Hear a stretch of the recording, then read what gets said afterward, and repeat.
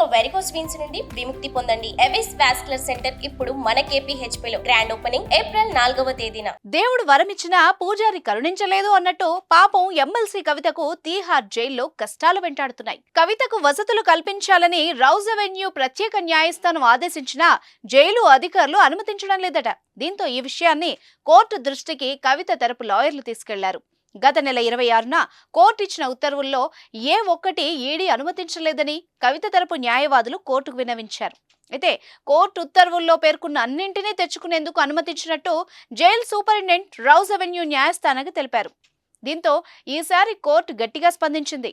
కవితకు సదుపాయాలని కల్పించాలని లిఖిత పూర్వక ఆదేశాలు జారీ చేసింది.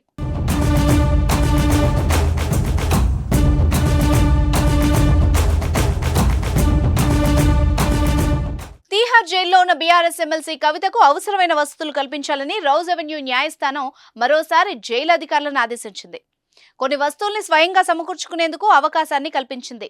జపమాల, పుస్తకాలు, పెన్నులు, ఇతర వస్తువులతో పాటు ధ్యానం చేసుకునేందుకు జపమాల, లేసులు లేని బూట్లు, ప్రతిరోజు పత్రికల్ని అనుమతించాలని సిబిఐ కోర్టు ఆదేశించింది. అలాగే ఇంటి నుంచి ఫుడ్, బెడ్, దుప్పట్లు తెచ్చుకునేందుకు, ఆభరణాలు ధరించేందుకు కూడా అనుమతించాలని న్యాయస్థానం ఆదేశించింది. వీటితో పాటు కుకింగ్ ఆఫ్ బుక్స్, 365 సూడోకు, జయఘోష, Murakami Norwegian wood, the RSS road maps for 21st century, Narasimha Shatakam, Gajendra Moksham, the diary of young girl, living in the light and paper club notebooks కూడా అనుమతిస్తూ ప్రత్యేక కోర్టు ఆదేశాలు జారీ చేసింది.